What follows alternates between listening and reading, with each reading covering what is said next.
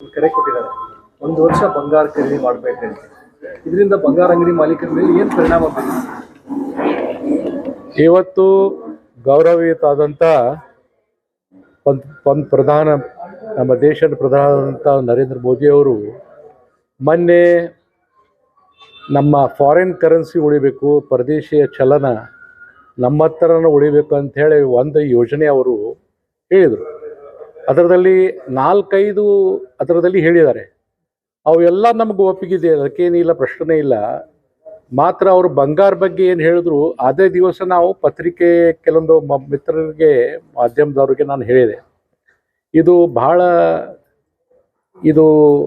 ನಮ್ಮ ದೇಶದ ಅರ್ಥವ್ಯವಸ್ಥೆ ಕೊಲ್ಲುವಂಥ ಒಂದು ನಿರ್ಣಯ ಅಂತ ಹೇಳಿ ಅವರು ಹೇಳಿದಾರಂತ ಹೇಳಿದೆ. ಯಾಕಂದರೆ ನಮ್ಮ ದೇಶಕ್ಕೆ ಇವತ್ತು ಸುಮಾರು 7 ಲಕ್ಷ ಕೋಟಿ ಬಂಗಾರ ನಾವು ಎಕ್ಸ್ಪೋರ್ಟ್ ಮಾಡ್ತೀವಿ, ಅಂದರೆ ಇಂಪೋರ್ಟ್ ಮಾಡ್ತೀವಿ, ಹೊರಗಿಂದ ಬರ್ತದೆ ನಮಗೆ. ನಮ್ಮ ದೇಶದಲ್ಲಿ ಇವತ್ತು ನಮ್ಮ ಕನಿಷ್ಠ 20% ನಮ್ಮಲ್ಲಿ ಪ್ರೊಡಕ್ಷನ್ ಇಲ್ಲ. 80% ನಮ್ಮ ಹೊರಗಿಂದ ಬರುವಂಥ ಬಂಗಾರ ಮೇಲೆ ನಾವು ಅವಲಂಬಿಸಿರ್ತೀವಿ. ನಮ್ಮ ದೇಶದಲ್ಲಿ ಇದರ ಬಂಗಾರ ಬರಲಿಲ್ಲ ಆದರೆ ಇವತ್ತು ಬಂಗಾರ ದಾಣಿ ಏನು 1.5 ಲಕ್ಷ ರೂಪಾಯಿ ಇತ್ತು, ಅದು ಕೆಲವೇ ತಾಸದಲ್ಲಿ ಅನೌನ್ಸ್ಮೆಂಟ್ ಆದಮೇಲೆ ನಾನು ಘೋಷಣೆ ಹೇಳಿದ್ದೆ ರೇಟು 2 ಲಕ್ಷ ತನಕ ಹೋಗ್ಬೋದು ಅಂತ ಹೇಳಿದ್ದೆ. ಆ ಥರದ ಮೊದಲೇದ್ದನ ಒಂದೇ ದಿವಸದಲ್ಲಿ ಕನಿಷ್ಠ 13,000 ರೂಪಾಯಿ ಬೆಲೆ ಏರಿಕೆ ಆಗಿಬಿಡ್ತು. ಈಗಾಗಲೇ 1.5 ಲಕ್ಷ ರೂಪಾಯಿ ಆದಮೇಲೆ ಜನರಿಗೆ, ಸಾಮಾನ್ಯ ಜನರಿಗೆ ಬಂಗಾರ ತೊಗೋಬೇಕಾದ್ರೆ ಅನೇಕ ಸಮಸ್ಯೆಗಳು ಆಗ್ತಾ ಇದ್ದಾವೆ. ಈಗ ನಮ್ಮ ದೇಶದಲ್ಲಿ ಕೊರೋನಾ ಆಯ್ತು, ನೋಟ್ಬಂದಿ ಆಯ್ತು, ಇವೆಲ್ಲ ಈ ಕಾರಣದಿಂದ ಬಂಗಾರದ ಉದ್ಯೋಗ ಏನಿದೆ ಅದು ಕನಿಷ್ಠ 50% ಕಡಿಮೆ ಆಗಿದೆ. ಅರ್ಧಕ್ಕರ್ಧ ನಮ್ಮ ದಂಧೆ ವ್ಯವಹಾರ ಬಂದಾಗಿಬಿಟ್ಟಿದೆ. ಅದರದಲ್ಲಿ ಮತ್ತೆ ಪುನಃ ಈ ಪ್ರಕಾರ 6% ಇದ್ದಿದ್ದು ಡ್ಯೂಟಿ, ಇಂಪೋರ್ಟ್ ಡ್ಯೂಟಿ, ಅದು 15% ಮಾಡಿದ್ದಾರೆ. ಡಬಲ್ ಇಲ್ಲ, ಡಬಲ್ಗಿಂತ ಜಾಸ್ತಿ ಮಾಡಿದ್ದಾರೆ. ಅದರ ಅವ್ರ ಉದ್ದೇಶ ಏನಿದೆ ನಮಗೆ ಗೊತ್ತಾಗ್ತಾ ಇಲ್ಲ. ಇವತ್ತ ಈ ಉದ್ಯೋಗದಲ್ಲಿ ಕನಿಷ್ಠ 4 ಕೋಟಿಗಿಂತ ಹೆಚ್ಚಿನ ಜನ ಇವತ್ತು ಈ ವ್ಯವಹಾರದಲ್ಲಿದ್ದಾರೆ. ಆಮೇಲೆ ಇದಕ್ಕೆ ಸಂಬಂಧಿಸಿದಂಥ ಅನೇಕ, ಅದು ಕಾರಾಗಿರ್ ಇರ್ಬೋದು, ಸೆಟ್ಟಿಂಗ್ದವ್ರು ಇರ್ಬೋದು, ಪಾಲಿಶ್ದವ್ರು ಇರ್ಬೋದು, ಆ ಒಂದು ಸುಮಾರು 2.5 ಕೋಟಿ ಜನ ಇದ್ದಾರೆ. ಸರ 6 ಕೋಟಿನಿಂದ 7 ಕೋಟಿ ತನಕ ಜನರಿಗೆ ಡೈರೆಕ್ಟ್ವಾಗಿ ಇಫೆಕ್ಟ್ ಆಗ್ತಾ ಇದೆ. ನಾವು ಈ ಪ್ರಕಾರ ಪದೇ ಇವ್ರು ನಡೆಸಿದರೆ ನಾವು ಏನು ಮಾಡಬೇಕಾಗಿದೆ ಈಗ ದೊಡ್ಡ ಪ್ರಶ್ನೆ ಆಗಿಬಿಟ್ಟಿದೆ. ನಾವು ವ್ಯವಹಾರ ನಡೆಸಬೇಕು, ಬಂಗಾರ ಉದ್ಯೋಗ ನಡೆಸಬೇಕು, ಏನು ಬೇಡ, ನಾವು ಅದಕ್ಕೂ ತಯಾರಿದ್ದೀವಿ. ಅವ್ರು ಏನು ಹೇಳ್ತಾರೆ ಅದಕ್ಕೂ ತಯಾರಿದ್ದೀವಿ. ಮಾತ್ರ 6-7 ಕೋಟಿ ಜನರದ್ದು ಹೊಟ್ಟಿದ ವ್ಯವಸ್ಥೆ ಅವ್ರು ಮಾಡ್ತಾರೇನು, ಅದ್ರ ಬಗ್ಗೆ ಏನು ಶಾಶ್ವತ ಏನಂತ ಯಾವುದ್ರ ಒಂದು ಇದು ಇಟ್ಟಿದಾರೇನು, ಸ್ಕೀಮ್ ಇಟ್ಟಿದಾರೇನು, ಇಲ್ಲ. ಪರ್ಯಾಯ ಇಲ್ಲ ಅಂದರೆ ಎಂದು ಘೋಷಣೆ ಮಾಡಬಾರ್ದು. ಈಗ ನಾವು ಅವ್ರಿಗೆ ಹೇಳಿದ್ದ, ನಾನು ಕೇಳ್ಕೊಂಡಿದ್ದು ಪತ್ರಿಕೆ ಮುಖಾಂತರ, ನಮ್ಮ ದೇಶದಲ್ಲಿ ಅನೇಕ ಸ್ಕೀಮ್ಸ್ಗಳು ನಡೀತಾ ಇದ್ದಾವೆ. ನಮ್ಮಂಥ ವ್ಯಾಪಾರಸ್ಥರು ಕಟ್ಟಿದ್ದಂಥ ಟ್ಯಾಕ್ಸು ಸುಮಾರು 25 ಲಕ್ಷ ಕೋಟಿ ಇವತ್ತು GST ಮುಖಾಂತರ ಕೊಡ್ತಾ ಇದ್ದೀವಿ. ಇನ್ಕಮ್ ಟ್ಯಾಕ್ಸ್ ಬೇರೆನೆ, 25 ಲಕ್ಷ ಕೋಟಿ ಕೇವಲ GST ಮುಖಾಂತರ ನಾವು ಕೊಡ್ತಾ ಇದ್ದೀವಿ. ಅದರದಲ್ಲಿ ಮಹತ್ವದ ಒಂದು ಘಟಕ ಅಂದರೆ ಬಂಗಾರದ ವ್ಯವಹಾರ ಅಂದರೆ ಘಟಕ ಅದು. ಯಾಕಂದ್ರೆ 3% GST ಹಾಕಿದ್ದಾರೆ. ಹಿಂದಕ್ಕೆ 1% ಇತ್ತು, 1% ಇತ್ತು, ಚಲೋ ಟರ್ನ್ ಓವರ್ ಇತ್ತು. 3% ಮೇಲೆ ಬಂಗಾರ ಹೆಚ್ಚಿಗೆ ಏನು ಬೆಲೆನೂ ಜಾಸ್ತಿ ಆಯಿತು ಮತ್ತು ವ್ಯವಹಾರನೂ ಕಡಿಮೆ ಆಯಿತು. ಅದು ಈ ಪ್ರಕಾರ ಬೆಳ್ಕೋತ ಹೋದರೆ ಇದು ವ್ಯವಹಾರ ಆಗಲ್ಲ ಅಂಥೇಳಿ ಅನೇಕ ಸಲ ನಾವು ಸರ್ಕಾರಿಗೆ ಮನವಿ ಕೊಟ್ಟಿದ್ವಿ. ಈಗಾಗಲೇ ಇಂಡಿಯನ್ ಟ್ರೇಡ್ ಬೋರ್ಡ್ದವರು ನಮ್ಮ ದೆಹಲಿಯಲ್ಲಿ ನಾವು ಕೆಲವೊಂದು ಜನರಿಗೆ ಮಾತಾಡಿದಾಗೆ ಅವರು ಪಂತಪ್ರಧಾನರಿಗೆ ನಾವು ನಿವೇದನೆ ಕೊಡ್ತೀವಿ, ಇದು ಮಾಡಿದ್ದು ಏನು ಅನಾಹುತಿದೆ. ಯಾಕಂದರೆ ಇದು 1,50,000 ಇದ್ದಿದ್ದು 2 ಲಕ್ಷ ದಾಟಿ ಹೋಗುವಂಥ ಪರಿಸ್ಥಿತಿ ಆದಮೇಲೆ ವ್ಯವಹಾರ ಆಗಂಗೇ ಇಲ್ಲ. ಕೇವಲ ಬಂಗಾರ ನಮ್ಮ ಬೆಲೆ ಜಾಸ್ತಿ ಆಗಿದೆ ಅಂತ ಹೇಳಿ ನೋಡ್ಕೋತ ಕೊಡ್ಬೋದು ಅಷ್ಟೇ. ವ್ಯವಹಾರ ಆಗಲಿಲ್ಲ ಆದರೆ ನಾವು ಉಳಿಯಲ್ಲ, ಈ ವ್ಯಾಪಾರ ಜಗತ್ತದಲ್ಲಿ ನಾವು ಉಳಿಯಲ್ಲ. ಕೇವಲ ನಮ್ಮ ಆಸ್ತಿ ಬೆಳೀತು, ಪ್ರಾಪರ್ಟಿ ಬೆಳೀತು ಅಂತ ಹೇಳಿ ನೋಡ್ಕೋತ ಕೂತ್ರೆ ಕೆಲಸ ಆಗಲ್ಲ. ಇವತ್ತು ವ್ಯಾಪಾರಸ್ಥರು, ಮಾಲಕರು ಏನಾರ ಮಾಡ್ಬೋದು, ಮಾತ್ರ ದಿನ ಕೂಲಿ ಮಾಡೋರು ನಮ್ಮಲ್ಲಿ ಕರ್ಮಚಾರಿಗಳಿದ್ದಾರೆ. ನಮ್ಮ ಸ್ಯಾಟರ್ಡೇ ಈಗ ನನ್ನ ಶಾಪದಲ್ಲಿ ಕನಿಷ್ಠ 150 ಜನ ಇದ್ದಾರೆ. ಅದರದಲ್ಲಿ ಸೇಲ್ಸ್ಮನ್ ಇರ್ಬೋದು, ಕ್ಲಿನಿಕಲ್ ಸ್ಟಾಫ್ ಇರ್ಬೋದು, 16 ಮಂದಿ ಇರ್ಬೋದು. 150ಕ್ಕಿಂತ ಹೆಚ್ಚಿಗೆ ಜನ ಡೈರೆಕ್ಟ್ವಾಗಿ ಅವ್ರಿಗೆ ಹಿಟ್ ಆಗ್ತಾ ಇದೆ. ನಾವು ಜರಿ ಇವತ್ತು ವ್ಯವಹಾರ ನಮ್ಮ ಬಂದ್ ಮಾಡಿಬಿಟ್ವಿ, ಕ್ಲೋಸ್ ಮಾಡಿಬಿಟ್ವಿ, ಅದರದ್ದು ಇಫೆಕ್ಟ್ ಯಾವ ರೀತಿ ಆಗ್ತದೆ.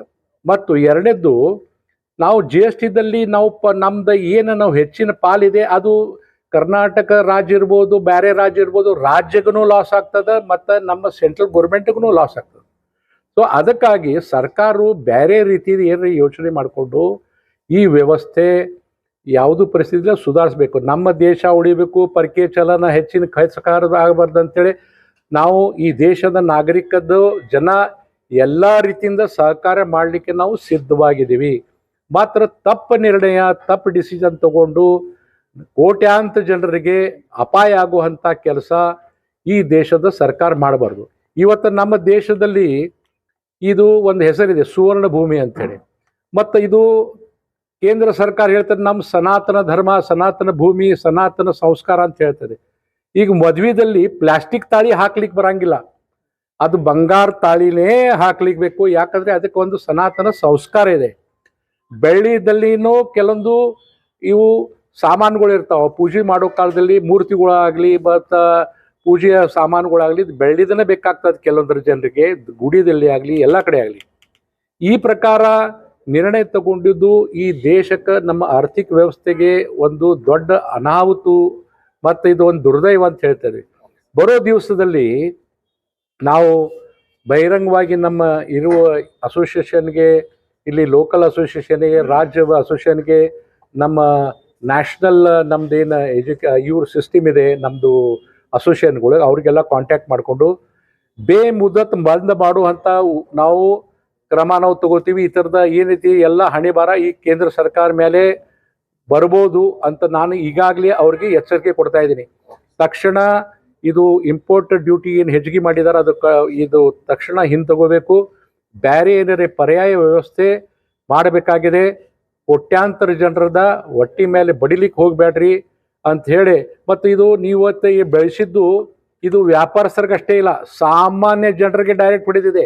ಯಾಕಂದರೆ ಅದು ಸಾಮಾನ್ಯ ಜನರ ಕಡೆಯಿಂದ ಜಿ ಎಸ್ ಟಿ ನಾವು ಗೊಳೆ ಮಾಡ್ತೀವಿ, ಸಾಮಾನ್ಯ ಜನರ ಕಡೆಯಿಂದ ನಾವು ರೊಕ್ಕ ಗೊಳೆ ಮಾಡಿ ಇದು ಸರ್ಕಾರ ಕೊಡುವಂಥ ಪರಿಸ್ಥಿತಿ ಇದೆ. ಸೊ ಅದಕ್ಕೆ ಹಣಿಬಾರಿ ಯಾರಿಗೆ ಬರ್ತದೆ, ಕೊನೆಗೆ ಸಾಮಾನ್ಯ ಜನರಿಗೆ ಕಸ್ಟಮರ್ಗನ ಬರುವುದು. ಇದು ರೇಟ್ ಹೆಚ್ಚಿಗೆ ಹಾಗೆ ತೊಗೊಂಡು ಹೋಗಿ ಬಂಗಾರ ತೊಗೊಂಡು ಹೋಗ್ಬೇಕಾದ್ರೆ ಸಾಮಾನ್ಯ ಜನರಿಗನ ಬರುವುದು. ಅದಕ್ಕೆ ಇದು ತಕ್ಷಣ ಇವತ್ತು ನಮ್ಮ ಬೆಳಗಾಂದಲ್ಲಿ ಕನಿಷ್ಠ 30,000 ಬಂಗಾಳದಿಂದ ಬಂದಿದಂಥ ಕಾರಾಗಿರುಗಳು ಇದ್ದಾರೆ. ಯಾವುದಂದ್ರೆ ಉತ್ತಮ ಕಾರಾಗಿರುಗಳು, ಅವರು ಸುವರ್ಣಕಾರ, ಅವರು ಉತ್ತಮ ಕಲಾಕೃತಿ ಅವ್ರದ್ದು ಸಲುವಾಗಿ ಫೇಮಸ್ ಇದೆ ಅಂತೇಳಿ 30,000ಕ್ಕಿಂತ ಹೆಚ್ಚು ಅವರೆಲ್ಲ ಈಗಾಗಲೇ ಪ್ಯಾಕಿಂಗ್ ಸಿಸ್ಟಮ್ದಲ್ಲಿ ಬಂದು ಕೂತಾರೆ. ನಾವು ಈ ಎಲ್ಲ ಈ ಕಡೆಯಿಂದ ಬಿಟ್ಟು ಹೋಗ್ಬಿಡ್ತೀವಿ ಅಂಥೇಳಿ.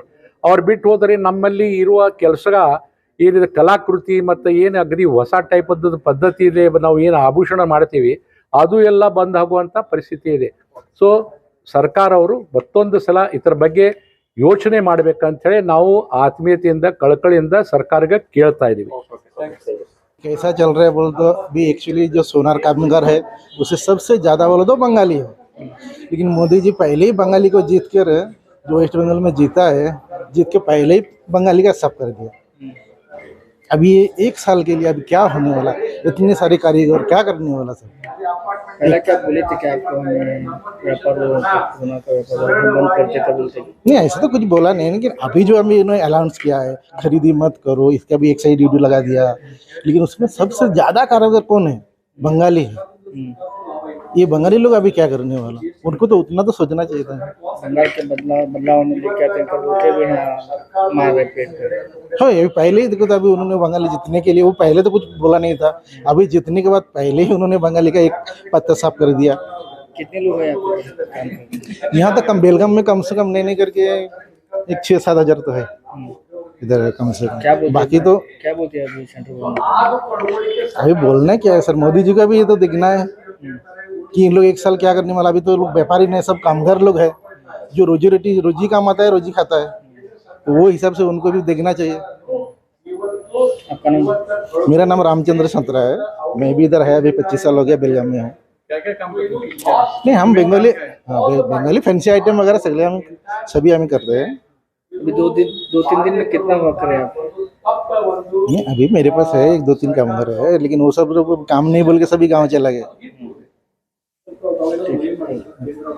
रेट सिल्वर का रेट जो अभी है 3,01,000 रुपये है क्या पर केजी, लेकिन 3-4 दिन पहले उनका चांदी का पर केजी रेट 2,57,000 था। तो इतना बढ़ गया चांदी, तो थोड़ा कस्टमर पर इफ़ेक्ट हो जाएगा। कस्टमर सोचने लगे अभी कि लेने का ही नहीं है लेने का। तो एक जो टैक्स बढ़ा है वो थोड़ा कम हुआ तो बहुत अच्छा होता था, कि इससे व्यापार अच्छा होता था, उससे जीएसटी भी आपको गवर्नमेंट को मिलता ही है। तो हाँ प्राइम मिनिस्टर सीधा बोलते हैं एक 1 ईयर गोल्ड मत खरीदो। हाँ, गोल्ड क्या है, ले मत बोलने से क्या है, उनका वो प्रोसीजर रहेगा कौन सा, तो वो मालूम नहीं, लेकिन जो टैक्स बढ़ा है उसके बारे में मैं बात कर सकता हूँ। जो इम्पोर्ट ड्यूटी जो बढ़ गया है वो थोड़ा कम करना चाहिए। थोड़ा हमारा भी बिजनेस हो जाएगा हमारे दुकान पर, और सब टोटल ज्वेलरी मार्केट तो इन लैक्स लोग उस पर डिपेंड रहे। उनका सब दिनाचार वो सब ज्वेलरी शॉप पे ही चलता है, तो उनको इफेक्ट बहुत हो जाएगा ऐसा लगता है। आपका नाम? संजय पोद्दार, पोद्दार ब्रदर्स।